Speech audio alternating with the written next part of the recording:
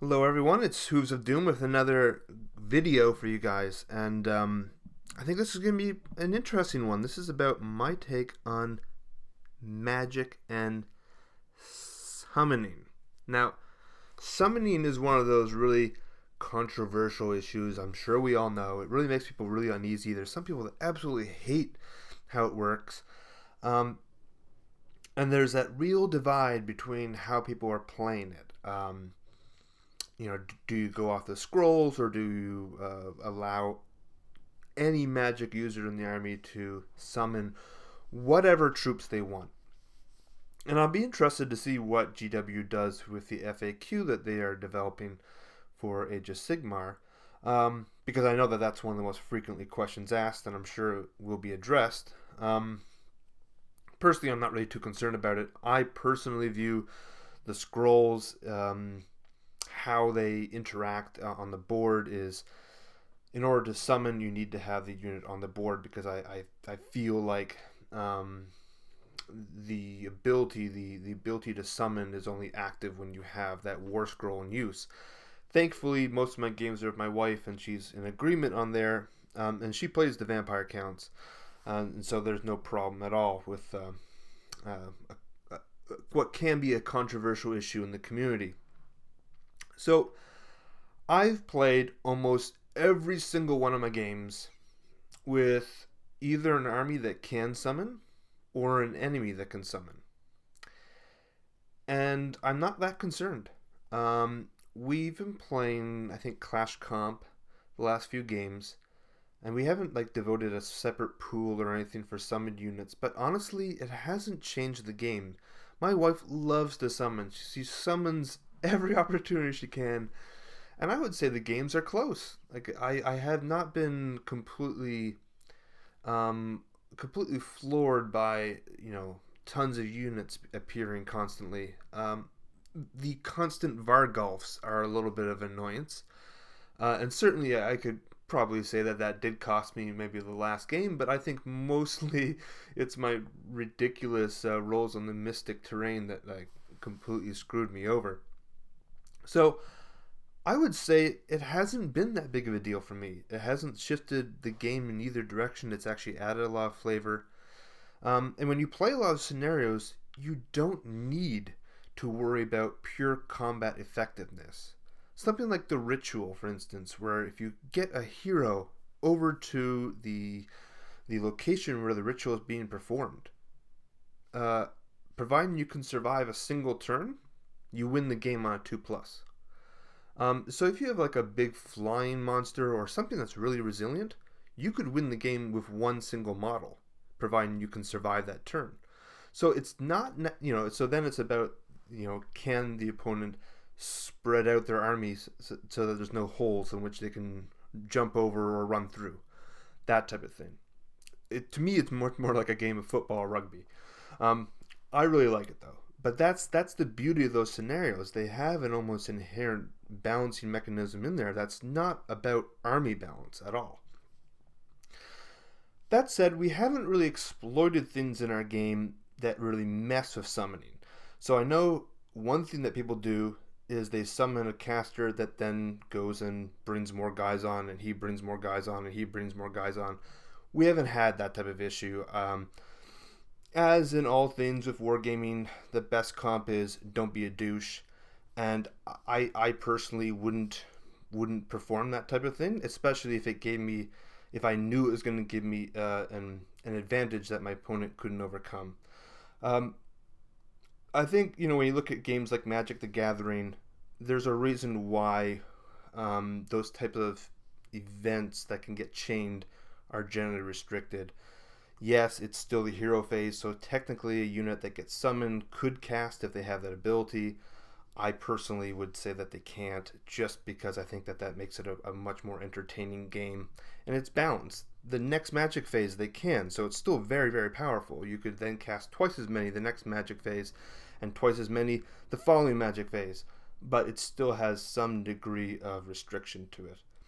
The other thing is that you can deal with summoning by killing the characters. You just need to maybe design your army for that in mind. You need troops that are fast. Ranged attacks are great at killing, lone characters because you can't hide in units anymore, so they're very vulnerable. So units that can really move fast, range attacks, things that can get in there, and you might lose the unit. Maybe they're like a one-off type of unit that you throw at the enemy, and you know they're going to get killed, but as long as they kill that necromancer or that vampire, it's probably all good. So let's go on to the next issue. Now, I've seen a number of people complain that summoning is imbalanced because not every faction can summon. Well, that's partially true and largely false. It depends on how you're playing the game. This is something that I've really overlooked, but I would point out that the Times of War rules, there are ones, for instance, that work specifically in specific locations in the realms, like Brimstone Peninsula or Water Blight and things like that. There are specific rules for the realms and specific places in the realms. But there's also a Time of War rule that represents what the Age of Sigmar is about. Now, Age of Sigmar is about the Stormcast fighting back against chaos after being, pushed back for, a long amount of time, hundreds, maybe even thousands of years.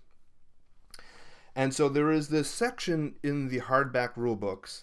I think it's almost in all of them, but it's certainly in the regular Age of Sigmar first hardcover book, and that is the Time of War rules. And it says specifically that the following rules apply to all games of Warhammer Age of Sigmar. And again, this is something that I've never really used. I tried using it in the last game I played, and it didn't work because there are restrictions to it. But basically, if you have a Legions of Chaos, if you have a Chaos General, and he has not been slain, then once per battle in your hero phase, you can, so this is in addition to your command or magic or what have you, you can call upon the power of the Dark Gods to aid you against the enemies that you face. When you do so, roll a dice and refer to the table below to see what helps. To see what help, if any, is received. You can set these units so that all of the models in them are within 9 inches of your enemy general and more than 9 inches from the enemy. This counts as their move for the movement phase of that turn. And if you look at the table, if you roll 1, he takes D3 wounds. He might be transformed into a spawn if he dies. But if you get 2 through 6, you get a chance of getting, demons. Between 1 through D6 units of demons, and you can even get monsters and heroes. There's restrictions on those. You can't, get all heroes or all monsters, but my basic point is any Chaos player, Skaven, Beastmen, Warriors of Chaos, they can call upon demons once per game, potentially getting up to 6 units of demons. Right? Probably most people are overlooking that. Certainly you could say, well, this is just an attempt by GW to push sales of demons. Yeah, probably. The other thing is Overflow the Tyrants. This allows Order and Destruction players to get units of Stormcast for free. And again, they're pushing Stormcast, of course. So, Overflow the Tyrants. If you have a general who's aligned with Order or Destruction, and he has not been slain, then once per battle in your hero phase, you can call on Sigmar's aid to overthrow the tyrants that you face. When you do so, roll dice for each battle round the battle has lasted so far. So in the first round, you would roll 1 dice, in the second round, 2 dice, and so on. For each dice roll of 3 or more, you can set up 1 unit of Stormcast Eternals, so that all the models in the unit are within 9 inches of your army general and more than 9 inches from the enemy. You cannot set up more than 1 hero or more than 1 monster. Again, bonkers. That's Order or Destruction. Any Order or any Destruction army can get Stormcast aid. So if you're up against someone that's like, I'm going to summon tons of crap this game, might be nice to have a bunch of Stormcast in your bag. Most of us do from the starters boxes. So, bring those out, right? If you think your opponent's going to be, going to go heavy in magic and try to bring on lots of units to summoning, you have a pretty good chance, especially later in the game, to get, 3 or 4 units. There's no restriction on the size of these either. The other thing is you get, if you have a priest of order, then you get the reign of Sigmar, which can increase your bravery and subtract bravery from all chaos guys. But my point is, these are significant rules that can really help a lot of players overcome that magic disadvantage that they might foresee in vampire counts or demons and so on and so forth. And they apply to all games of Age of Sigmar, even though I think most people aren't playing it that way. Now, as I said, I tried using this. It's a bit of a prickly issue, though, because the summon units must all appear within 9 inches of your general and further away than 9 inches of your enemy. So you've got to, like, in my game, I could not, there's plenty of room around my general, but I could not move anywhere. I was too close to the board edge to get away from 9 inches of my opponent's forces. And so I could never call upon the Dark Gods to save me. And that would have been really that would have really helped me. Potentially, maybe it could have killed my general.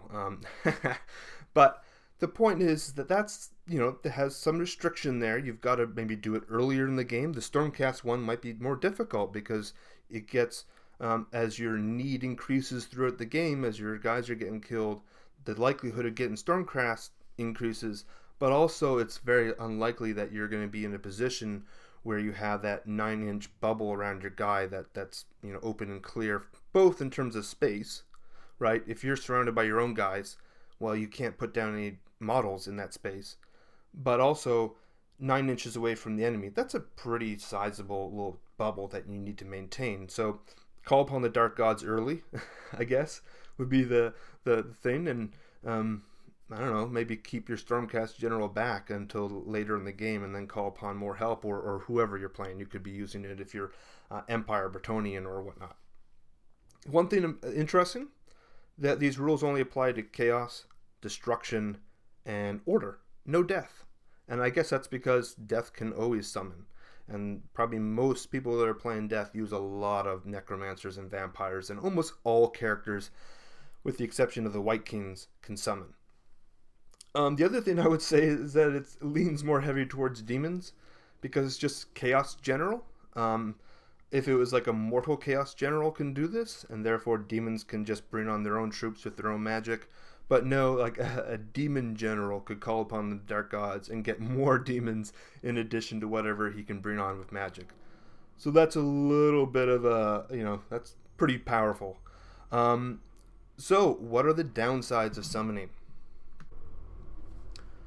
Well, one of the biggest downsides is simply casualties. So if you play straight out of the rules, you win by the percentage of casualties that you cause. And so if you look in the glorious victory component of the 4-page rulebook, rule pamphlet, I should say, if it has not been possible to fight a battle to its conclusion, or the outcome is not obvious, then a result of sorts can be calculated by comparing the number of models removed from play with the number of models originally set up for the battle for each army. Expressing these percentages provides a simple way to determine the winner.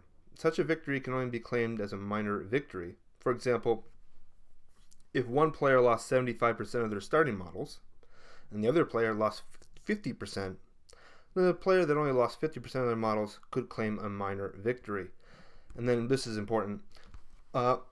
Models added to your army during the game, for example through summoning, reinforcements, reincarnation, and so on, do not count towards the number of models in the army, but must be counted among the casualties an army suffers. Now, a number of people have looked over this. I've talked about this in other videos, and if you win through this method, it is only a minor victory. So that's I guess there's that. If you really want that awe-crushing major victory. But for instance, if you have two forces of say 30 models apiece, one side throughout the game summons and the other side doesn't, and you call it and they both have 20 models left, the one that's summoned loses, right? So by summoning models, if those are killed, that can count against you in terms of the percentage of models that the opponent killed, because the percentage is against the starting number.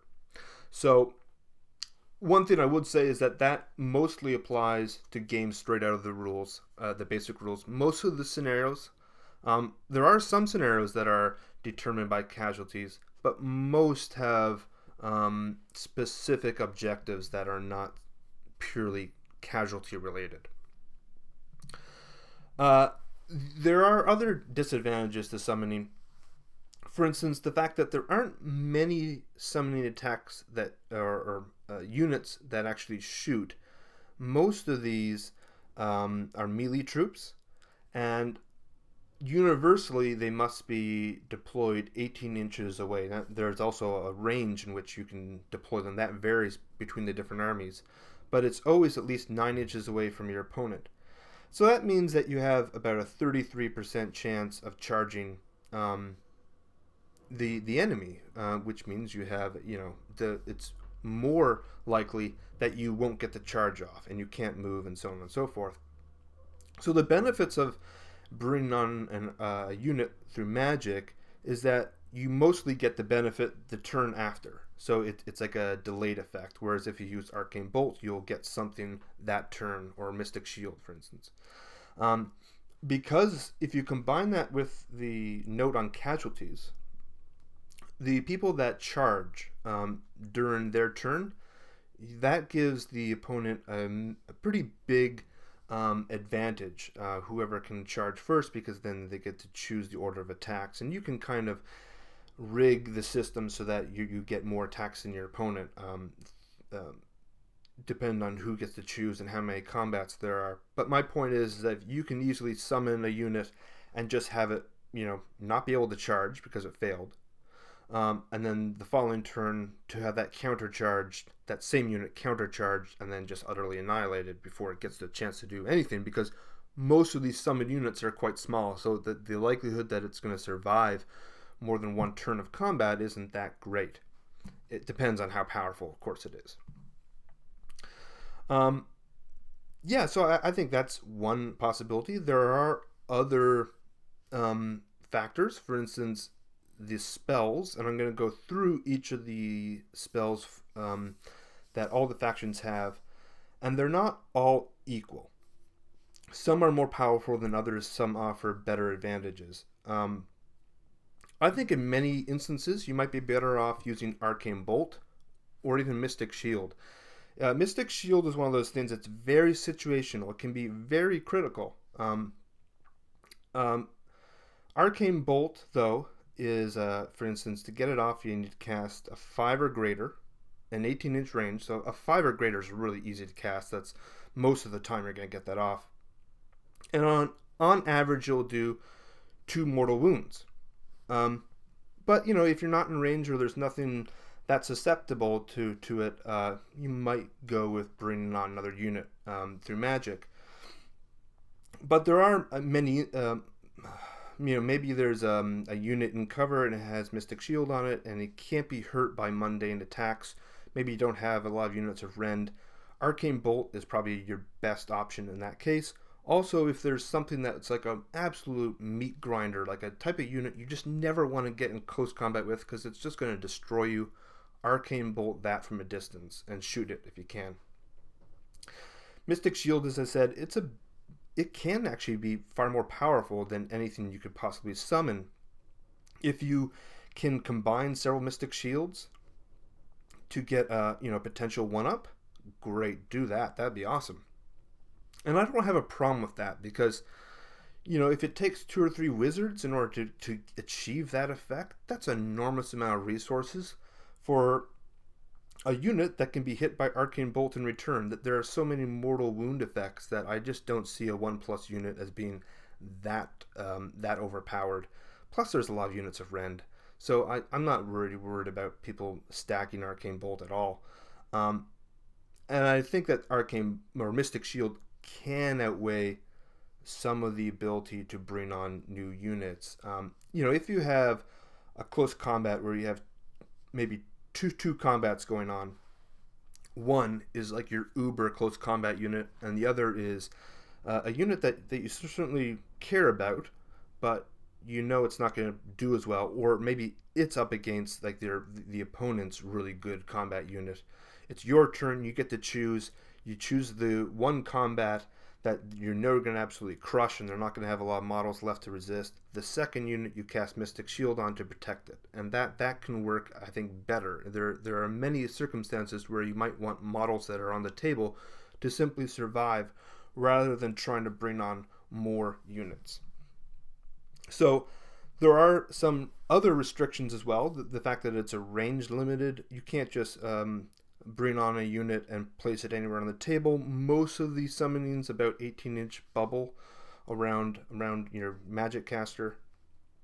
But there are other things as well. My shaman can potentially bring on a monster.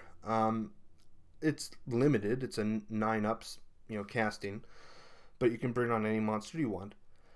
I haven't been using that spell simply because all my monsters are not painted, and I'm trying my best to use painted models purely, and so I'm restricting myself. I'm not trying to use that spell.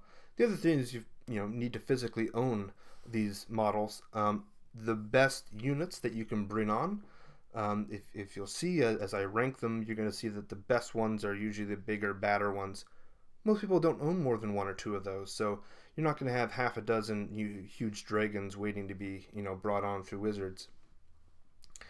When you're dealing with looking at the different power structure to see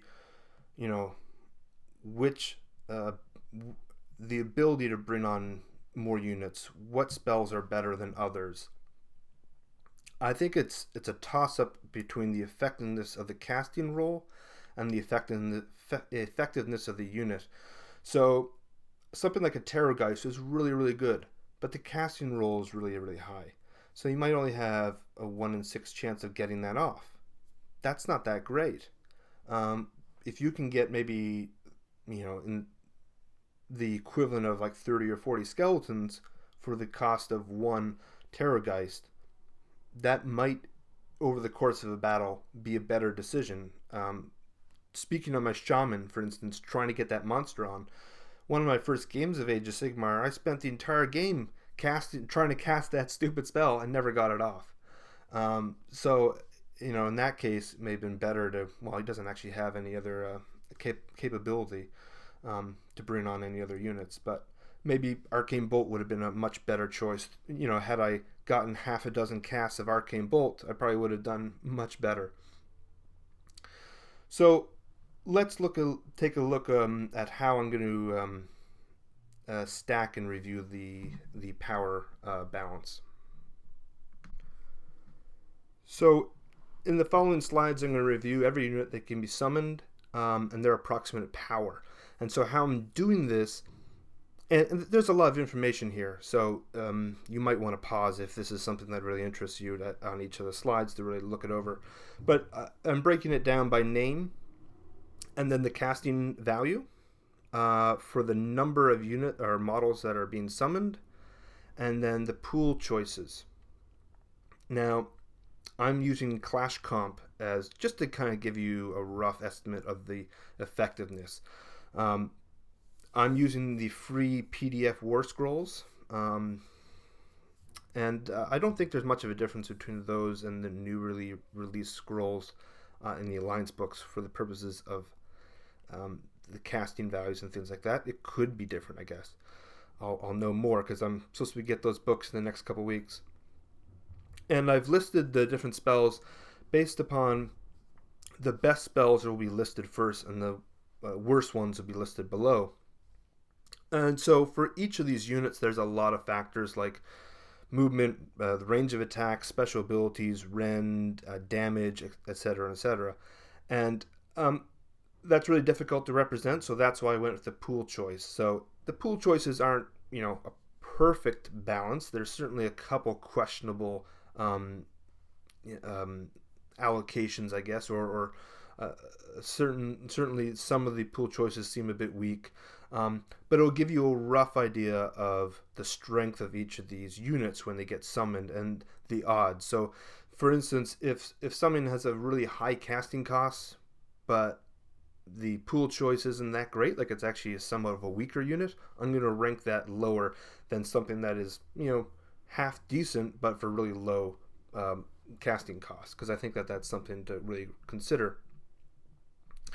But for me, one of the biggest focuses is at what point is it better to use Arcane Bolt or even Mystic Shield? And I put Mystic Shield at the beginning of all of these because it's so situational. But with Arcane Bolt, there are many times where you're going to want to use Arcane Bolt over anything else. But in general, if you have a straight up, equal opportunity to either summon or cast Arcane Bolt, and in your mind the benefits are the same, there are certain summoning spells that will be better than casting Arcane Bolt. And then there are other summoning spells that are worse than Arcane Bolt, and I've kind of broken that down in the lists.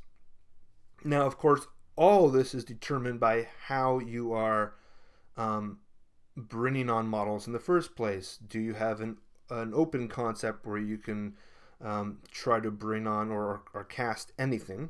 Or does it need to be on the table? That's a huge difference between how this breakdown will work.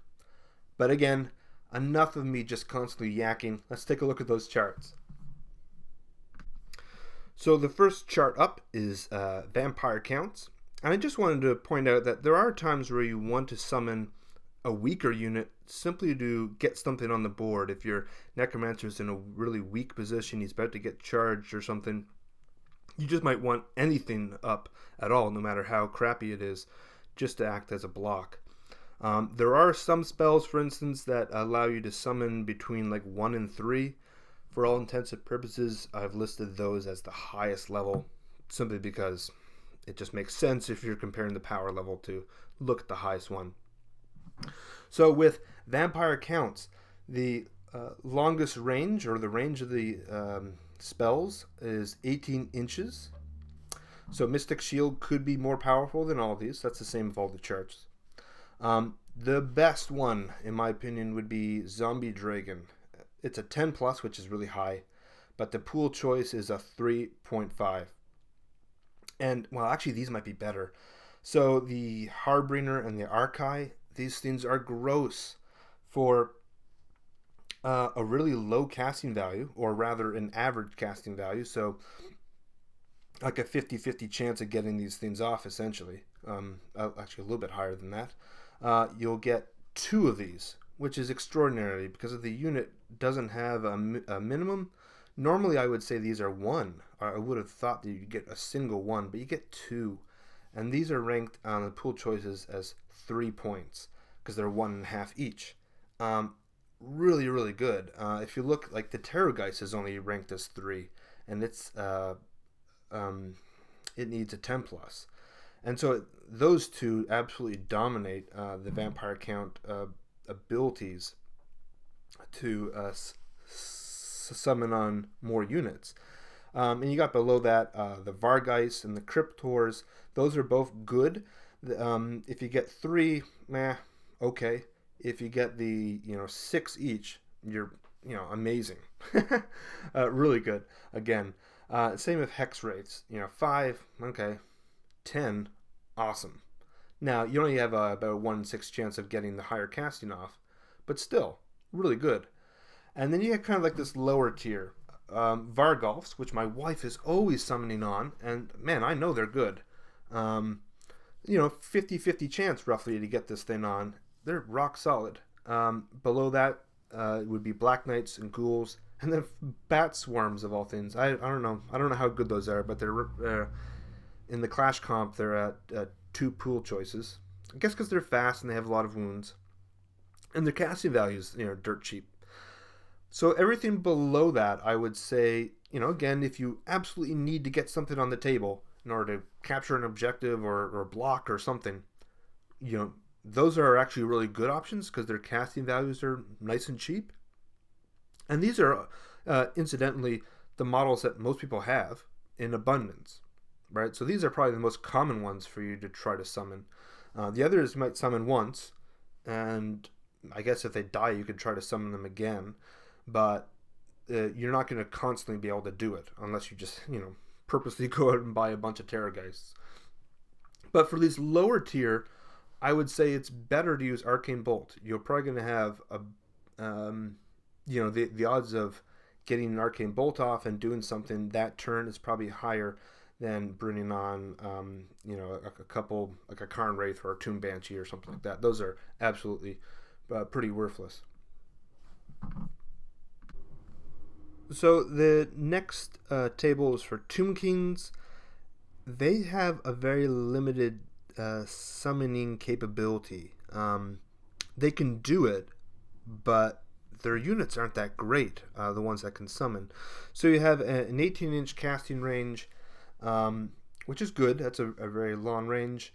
The only 3 general units that can be summoned that are, potentially somewhat decent, and it's even hesitant to even call them that, would be Skeleton Horse Archers, the Tomb Guard, and, well, the Tomb Guard are actually fairly good, and Skeleton Archers. Now, all 3 of these are ranked the exact same in the pool choices. Again, if you're looking at casualty numbers, right, don't go for the Skeleton Archers because they have 10 instead of 5. But all 3 of them are about the same, are the same casting value. They have roughly the same power. I would say Tomb Guard are probably the best, but Horse Archers are more versatile. They're faster. They can move and shoot and so on and so forth. Definitely, like, the Skeletal Horsemen, don't even bother with those.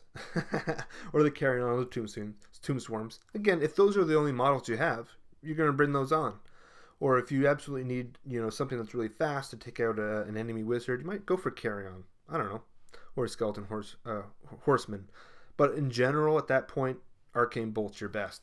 Now, Tomb Kings are interesting or different compared to all the other armies that can summon, because you would think Necropolis Knights, Tomb Scorpions, Ushabti, all these would be great.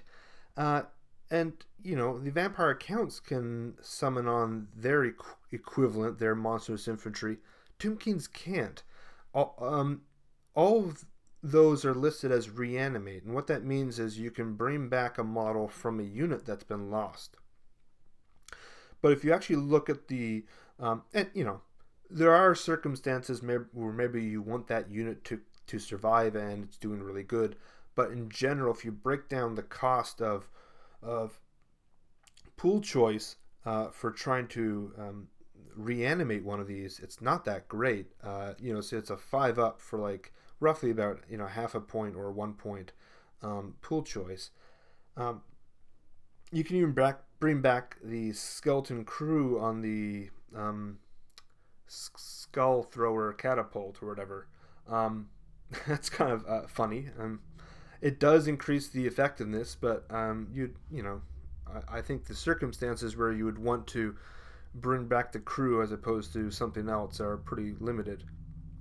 Their biggest monsters, the ones that are the most powerful, they can heal.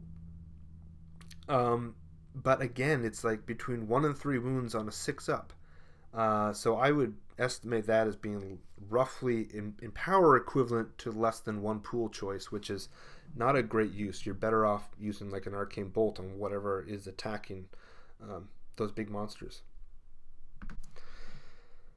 And now we're into the Seraphon. So these have a smaller range, which is interesting. This is a 15-inch potential range to put down any units that are summoned. But they have some amazing summoning capability in terms of just sheer power as directed by the pool choices. So the Bastiladon, an 8+ is fairly easy to get off. It is the highest ranking per pool choice of all the units that could possibly be summoned. Again, people probably don't have 2 or 3 of these things lying around, which is kind of the only restriction that you really have. But they're really good. For an 8+ is ridiculous. Engine of the Gods follows pretty soon after that. It's Really, really powerful, but you need a 10 plus, which is hard. And then you got Salamanders and Razordons. If you look, there's a number of units there that are all ranked as 3 in the pool choice, but their casting value is all 10. Salamanders and Razordons, you get 3 for 6 up. That's incredible. Those things are great. And then you get like the Stegodon and the Carnosaurs. And again, they're good, but it's not likely you're going to get those off. The Croxagores, though, are half decent. You get 3 of those, which is about roughly 2 pool choices, or potentially 6 for 4. So it could potentially be as good as the Bastiladon. If you have these things, they're probably on the board to begin with, I guess.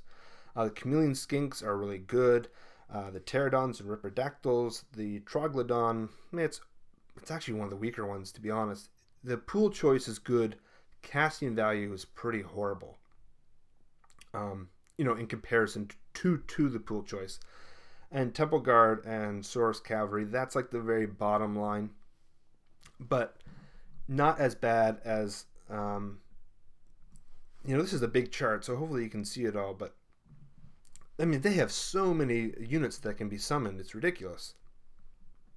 But all the lower tier, I would say, and probably the only reason I put Temple Guard and Saurus above the Arcane Bolt is because they have a potential to get 10, and that would be a pool choice of 2, but that's very unlikely. So all the others I would say are less than Arcane Bolt. That's probably how I would judge it. Maybe not like the Sunblood and the Eternity Warden. I think those are half decent. Potentially bringing on like another Skink Priest, as I said earlier, would allow you to then cast more the following phase. So those could be useful. But once you get into like Skinks, things like that, Arcane Bolt is probably the best option. You just don't get that many to really justify the kind of the cost. Like 10 Skinks is not going to do anything in the game. And so now we're into the last type of army that can summon troops, and that's the Daemons. And as you all know, there are 4 different types depending on the Chaos God. And what I found interesting, something I hadn't noticed before, is that they each have a different range in terms of how far they can place units that are summoned. And they seem to correspond to the number that's associated with each demon. So Khorne's associated with 8, Tzeentch 9, Nurgle 7, and Slaanesh 6. And the summoning is all their characteristic number times 2. I think that's kind of interesting. So Khorne is actually pretty weak on the summoning, which is probably good. They're supposed to be somewhat anti-magic, so it kind of makes sense. The Wrath of the Khorne Bloodthirster is their best, but at 10 plus it's a bit rough. I actually put Herald on Juggernaut as second. It's only a 1.5, but it casts on a 5 up, which is really good. And then you got 2 others that are 2.5 pool choices each, but they're 10 plus. So those are kind of rough. And then when you get down to the lower tier, they're not that great. I would maybe Skull Cannon might be better than Arcane Bolt, but probably all the rest, you're probably better off using an Arcane Bolt if you just simply are looking to deal more damage. Nurgle, well, they have like the exact opposite. Most of their stuff is half decent. Plague Drones is amazing. Simply because you get 3 for a 6 up or potentially 6. And those things are, they have a lot of wounds. The Great Unclean One, not that bad. But it's only 2 pool choices. They have more better options in terms of the percentage of the models that can potentially be summoned for Nurgle, but there's nothing on quite the same scope as the Lizardmen. And then Beasts of Nurgle, really just underwhelming because you can only get 1 on a 6 up. If you get the 3 for 11 plus, that's not bad. But so inconsistent. Probably Arcane Bolt's your best option there. And now we're in to Tzinch. They have a 18-inch casting range, which is good. And I guess I was wrong. Potentially, the Exalted Flamer summoning ability is better than the Bastiladon. If a 4.5 pool choices, if you get the 3 off. Now, the Bastiladon's better because it's only an 8 plus, and you get the 1 Bastiladon. The chances of getting 3 are at 11 plus. But man, oh man, that's nice. And the Flamers are also really good. If you get that 11, that's 6 Flamers, which are approximately 4 pool choices. Again, the Lore Change is great for 3 at 9 plus. And then it kind of, they're all really half decent. Pink Whores, if you get 10, but 20 is good. And the Screamer's the same, the Burning Chariot, the Herald of Tzinch, not bad at all. But below that, like the straight up Herald and the Herald on disc, not that great. Again, if your end game, I guess, is to bring these on and then cast more, then that would be better. But overall, in terms of combat effectiveness, not the greatest, I guess. And then Slaanesh, they have a range of 12 inches. Keeper's Secrets is good for a 9 up for a 2.5 pool choice. Demonettes, I put those, even though they're less pool choices than some of the others, I think that they are probably one of the best because the casting cost is low and you get 10 of them. That's probably my mind better than a Herald on Chariot. This is one of the reasons why some of the pool choices are a little bit need a little bit tweaking, because the Herald on Chariot and the Herald on Exalted Chariot are the exact same. There's probably not an enormous difference there, but it probably should be like a 1.75. And then you got the Exalted Seeker Chariot. I don't know. For an 8 plus, it has a lot of wounds. It does do a lot of attacks. Again, people aren't going to have lots of these waiting by the side of the table. But all the others, I would say Arcane Bolt are probably better. If you can get 3 Fiends on, great, but 1 is next to useless. Same thing with, like a 1 Secret Chariot or 1 Hellflayer. They're okay if you have the extra pool choices, but they're not particularly great. And again, for a 50-50 chance, I would probably just rather get a couple automatic mortal wounds on whatever I want.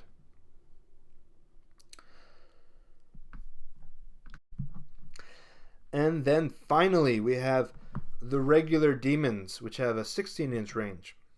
And I would say the Soul Grinder is really good, but I think it's really undervalued by pool choices. But for 10 up, I don't know. Again, if you have that, it's probably on the table. The Demon Prince, I don't know. I actually would tend to think that Mystic Shield and Arcane Bolt would be a better choice over both all 3 of these kind of generic demons. And like the Furies are not even worth looking at. 5 of them for half a pool choice. Not so great. So I found doing this whole review was really interesting. I actually learned a lot by listing them in order, figuring out the pool choices, looking at the casting value versus how many models you get, and then ranking them. I thought that was a lot of fun for myself, at least. Hopefully you guys enjoyed it. My personal approach to summoning is to be fairly restrained. If I think I'm going to win the game, I'm not going to be grabbing the most powerful units to bring on and try to summon. Like my goal is not to absolutely crush my opponent. But if I'm losing, I would probably go for like the better options. Again, I kind of go back to that many games of Age of Sigmar don't require balance. As I said, I've played against units that my wife summons every single opportunity she gets. And she often has like 3 or 4 different casters. And our games, I would say, even though she's won the last couple, I would say they're fairly balanced. I certainly don't feel like I'm just getting completely overwhelmed. Um, and it's always kind of worth bearing that in mind because the scenarios, too, don't require balance to be strategic and competitive. The best units are really those that the people generally have less of. So unless you have tons and tons of lizardmen, uber units like the a Bastillodon, it's not really that but much of an issue if he brings on a single one. It's worth bearing in mind that most people will be summoning most of the chaff because that's just what they own. But I hope you guys enjoyed this review and you find it useful. Might be help you to kind of look at the tournament system because I think if you were to try to comp this for a structured system, you're probably going to comp the ones that I ranked above the Arcane Bolt level because those are where it gets really good and just in terms of like the casting value and the potential impact on the game.